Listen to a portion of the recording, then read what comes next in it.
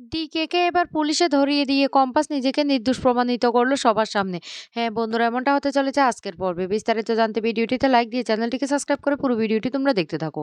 গল্পের শুরুতে আমরা দেখতে পারবো মোনালিসা তার দাদুকে ফোন করে বলতে লাগলো, দাদু তুমি আমার ড্রেসগুলি পাঠিয়ে দাও না, আমাকে না কয়েকটা দিন বিহানদের বাড়িতে থাকতে হবে, কারণ ঋতুজা আন্টি তো অসুস্থ, ওকে দেখাশোনা করতে হবে। এইদিকে ঋতুজা সবটা দেখতে থাকে, অন্যদিকে বিহান তখন মোনালিসার কাছে এসে বলতে লাগলো, মোনালিসা তোমার এখানে থাকার দরকার নেই, বাড়িতে তো মাহি, রশ্মিকা, বড় বৌদি সবাই আছে, সবাই মাকে দেখাশোনা করবে, তুমি বরং বাড়ি চলে যাও। তখন মোনালিসার মনটা খারাপ হয়ে যায়। বিহান তখন বলতে লাগলো, দাদু ও বাবার সাথে কি কথা বলেছে তুমি কি শুনতে পেয়েছো? মোনালিসা তখন বলতে লাগলো, হ্যাঁ শুনতে পেয়েছি তো। তখনই বলতে লাগলো, আমিও চাই সেটা করতে, আমার জীবনে আর কম্পাসের কোনো জায়গা নেই, কম্পাসকে আমি আমার জীবন থেকে দূরে সরিয়ে দেবো, আর যত তাড়াতাড়ি সম্ভব আমার আর তোমার এঙ্গেজমেন্টটা হয়ে যাওয়া দরকার, তাই তোমাকে বলছি প্লিজ তুমি এখন বাড়ি চলে যাও। তখন মোনালিসা খুশি হয়ে বলতে লাগলো, বিহান তুমি সত্যি কথা বলছো? ও তুমি এতটা ভাবো আমাকে নিয়ে? তখনই বলতে লাগলো, হ্যাঁ, তাই তুমি আর দেরি না করে বাড়ি চলে যাও। তখন মোনালিসা খুশি হয়ে বলতে লাগলো, বিহান তুমি যেহেতু বলছো আমাকে বাড়ি চলে যেতে, আমি বাড়ি চলে যাবো। ঋতুরা আন্টি গুড নাইট, আমি বাড়ি চলে যাচ্ছি, তুমি ভালো থেকো। বিহান তখন বলতে লাগলো, মা দেখতে পাচ্ছ না মোনালিসা তোমাকে গুড নাইট দিচ্ছে, যাও মোনালিসা ভালো ভালো করে বাড়ি পৌঁছে যাও। ও আর সামনের দিকটা কিভাবে এগোতে হয় সমস্তটা না হয় আমি দেখে নেব। এই বলে মোনালিসাকে ঘর থেকে বের করে দিলে তখনই ঋতুজা কিছু বলার চেষ্টা করে। তখন সে কাছে আসে বিহান। বিহান এসে এবার ঋতুজা তখন বলতে লাগলো, কম্পাস আমাকে সবটা বলে দিয়ে গিয়েছে যে ও সেই ডিকের পর্দাফাঁস করার জন্য ওখানে গিয়েছে। সমস্ত কিছু জানার জন্যই কিন্তু ও ডিকের ফাঁদে পা দিয়েছে। সবটা আমাকে বলে দিয়েছে। তখন বিহান বলতে লাগলো, মা শেষবারের মতো তোমাকে আর কম্পাসকে আমি আবারও বিশ্বাস করছি। এরপরে কম্পাসের সাথে বিহান যে থানায় প্ল্যানটা করেছিল সেই প্ল্যানটা তার মাকে বলে। তখনই বলতে লাগলো, "তুই কি ভেবেছিস? কম্পাস আমার ক্ষতি করবে? তোর থেকেও কম্পাস আমাকে বেশি ভালোবাসে। সেটা তুই জানিস না, আমি জানি। কম্পাস আমার কোনো ক্ষতি করেনি। ক্ষতি তো করেছে এই বাড়িতে থাকা আ অন্য কেউ। আর সেটা হলো মুক্তি। মুক্তি সে ক্ষতিটা করেছে।" তখন বিহান বলতে লাগলো, "মা তাহলে সেটা কি করে প্রমাণ করবে?" তখন বলতে লাগলো, "খুব তাড়াতাড়ি কম্পাস সবটা সবার সামনে প্রমাণ করে দেবে। শুধু আর কিছুক্ষণ অপেক্ষা কর, দেখবি খুব তাড়াতাড়ি।" তখন বলতে লাগলো, "তাহলে মা আ যে মোনালিসার সাথে বিয়েটা?" তখন বলতে লাগলো, "মেয়েটাকে আর কষ্ট দেব না। আর এনগেজমেন্টটা না হলে ভালো হবে। তবে আমি একটা কথা বলে রাখি, মুক্তি প্ল্যান করে রেখেছে একটা, আর হবে ওর পুরো উল্টোটা। মুক্তি কি ভেবেছে? এবার মুক্তি বধ হবে এই বাড়িতে। বুঝতে পারছিস?" বিহান তখন বলতে লাগলো, "সবটা তো মা বুঝতে পারছি। কম্পাস কি পারবে?" ঋতুজা তখন বলতে লাগলো, "আমি জানি কম্পাস সবকিছু পারবে। কম্পাস আমার অনেক বুদ্ধিমতী মেয়ে। কম্পাস সবকিছু জয় করে বাড়ি ফিরে আসে নিজেকে নির্দোষ প্রমাণ করবে। বুঝতে পারছিস?" বিহান তখন বলতে লাগলো, "আমার না অনেক ভয় করছে। সত্যি বলছি মা তোমাকে আমার অনেক ভয় করছে। আমি কি করব বুঝতে পারছি না। কিন্তু কম্পাসকে আমিও বিশ্বাস করছি।" তখন ঋতুজা বলতে লাগলো, "আমাদের পরিবারে অনেক বড় ষড়যন্ত্র করছে ওই মুক্তি। আর সেই মুক্তির মুখোশটা আমরা যতক্ষণ না খুলতে পারছি ততক্ষণ পর্যন্ত আমরা এই বাড়িতে কেউ সেফ নেই। সেটা তুই বুঝতে পারছিস তো? আজকে মুক্তির জন্য আমার এই অবস্থাটা হয়েছে।" এদিকে দেখা যায় কম্পাস রাতের অন্ধকারে লুকিয়ে ডিকে যেখানে আছে সেখানে চলে যায়। কারণ ডিকের পায়ের কাছেই একটা ক্যামেরা লাগিয়ে দিয়েছিল কম্পাস, কিন্তু ডিকে সেটা নিজেও জানত না। তখন কম্পাস মনে, মনে বলতে লাগলো, "ডিকে তুমি কি ভেবেছিলে? কি ভেবেছিলে?" কম্পাস না অনেকগুলি ব্রেকআপ প্ল্যান রাখে। আর সেই ক্যামেরাটাকে আ ফলো করে কম্পাস পৌঁছে যায় ডিকের আস্তানায়। কিন্তু ডিকে সেটা নিজেও জানে না। কম্পাস তখন সেখানে গিয়ে দেখতে পায় ডিকের সিকিউরিটিরা চারিদিকে পাহারা দিচ্ছে। তখনই কম্পাস বলতে লাগলো, "আমাকে জিতকে উদ্ধার করতে হবে। তারপর ওই ডিকের সমস্ত মুখোশটা খুলতে হবে।" কি ভেবেছে? তারপর লোকেশন দেখে, দেখে কম্পাস সেই জায়গায় পৌঁছে যায়। আর সেখানে গিয়ে বলতে লাগলো, আগে আমাকে সমস্ত কিছু ভালোভাবে দেখে নিতে হবে। তারপর আমাকে জিতকে এখান থেকে উদ্ধার করতে হবে। ডিকের সমস্ত কর্মকাণ্ড যতক্ষণ না পর্যন্ত আমি পুলিশের কাছে ধরিয়ে দিতে না পারি, ততক্ষণ পর্যন্ত এই কম্পাস শান্ত হবে না।"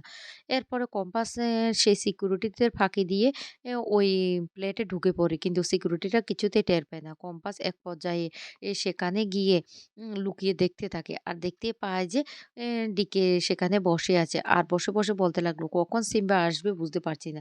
এদিকে কম্পাস বলতে লাগলো, "সিম্বাকে পাঠিয়ে আমাকে ফাঁসিয়েছে ওই ডিকে। এটা তো আমি ফাঁস করব।" এদিকে ডিকের সাথে ফোনে কথা বলতে থাকে মুক্তি। মুক্তি বলতে লাগলো, "আপনি যে কাজটা করেছেন না অনেক উপকার হয়েছে। আমি তো খুব খুশি হয়েছি আপনার উপরে।" ডিকে তখন বলতে লাগলো, "কম্পাস তো আর ওই বাড়িতে ঢুকতে পারবে না।" তখন বলতে লাগলো, "না, না কম্পাসকে তো এই বাড়িতে কেউ ঢুকতে দেবে না।" এদিকে ঋতুজা বিছানায় পড়ে আছে। আমার অনেক দিনের শখ এই বাড়িতে না আমি বহু বছর ধরে অনেক চেষ্টা করেছি। যে কাজটা করতে পারিনি এটা কিন্তু এবার হবে। আর আমার পথে যে বাধা দিতে আসবে তাকে তো আমি উপড়ে ফেলে বিলিয়ে দেব। ডিকে তখন বলতে লাগলো, "ঠিক আছে, আপনি আমাকে সাহায্য করবেন, আমিও আপনাকে সাহায্য করব।" তখনই মুক্তি বলতে লাগলো, "হ্যাঁ, এবার খুব তাড়াতাড়ি আমি আমার সমস্ত প্ল্যানটা সাকসেস করব। আমাকে ওই বাড়ির মালকিন সাজতে হবে। ওই ঋতুজাকে না আমি আর কিছুতে সুযোগ দেব না।" এরপরে ওরা মা ছেলে মিলে খুব খুশি হতে থাকে। অন্যদিকে কম্পাস আ ডিকের জানালার পাশে গিয়ে সবটা লুকিয়ে দেখতে থাকে। আর সিম্বা তখন চলে আসলে ডিকে তখন সিম্বাকে দেখে বলতে লাগলো, "ও তুমি এসেছো? ভালোই হয়েছে। এদিকে তো কম্পাসকে তুমি ফাঁসিয়ে দিয়েছো।" অন্যদিকে কম্পাস জানালা দিয়ে লুকিয়ে, লুকিয়ে সমস্তটা ভিডিও করতে থাকে। কিন্তু সেটা ডিকে জানতো না। তারপর ডিকে আরো বলতে লাগলো, "কম্পাসকে তো ওই বাড়ি থেকে বের করে দিয়েছো। কম্পাসকে জাস্ট ধূলিসাৎ করে দেব। ও আর তোমাকে ব্যবহার করে আমি সবটা করব।" এই বলে যখন কথা বলতে থাকে তো কম্পাস তখন ভিডিও করার সময় হঠাৎ করে পা পিছলে নিচে পড়ে যায়। আর একটা আওয়াজ হলে সিকিউরিটিরা তখন বলতে লাগলো, "কে এখানে এসেছে?" এই বলে চারিদিকে খোঁজাখুঁজি শুরু করে। এদিকে ডিকেও ভয় পেয়ে যায়।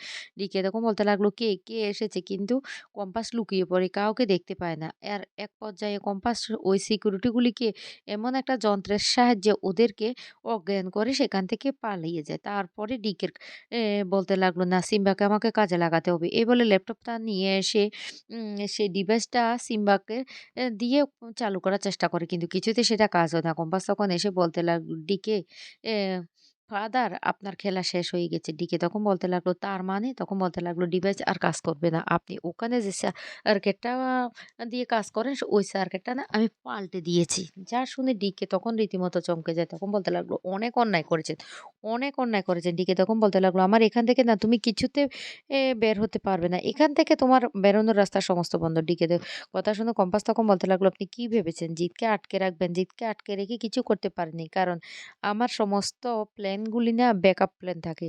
জিৎ যেগুলি রেকর্ড করেছিল ওর অলরেডি ৩ টা কপি রেকর্ড হয়ে গেছে। আর সেগুলি এখন লকারে আছে। আর সেগুলি পৌঁছে যাবে পুলিশের হাতে।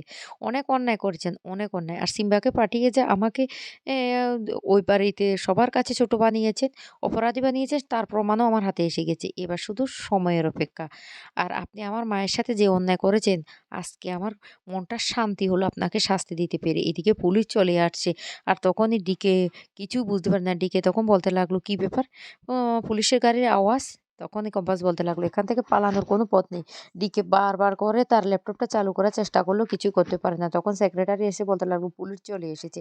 আর চারিদিক থেকে পুলিশ এসে ডিকেকে ঘেরাও পেলে আর বলতে লাগলো, "এখান থেকে পালানোর আর কোনো পথ নেই। আপনি অনেক পালিয়েছেন। এবার আপনাকে আমাদের সাথে থানায় যেতে হবে।" তখনই কম্পাস বলতে লাগলো, "এবার আমার পালা হলো ওই বাড়িতে গিয়ে সবার সামনে প্রমাণ করে দেওয়া যে আমি মায়ের খাবারে বিষটা মিশিয়ে নিই।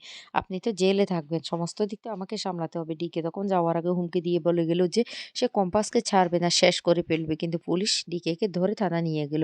আর কম্পাস বাড়িতে গিয়ে সবার সামনে নিজেকে নির্দোষ প্রমাণিত করল। তো বন্ধুরা, কেমন লাগলো আজকের পর্বটি?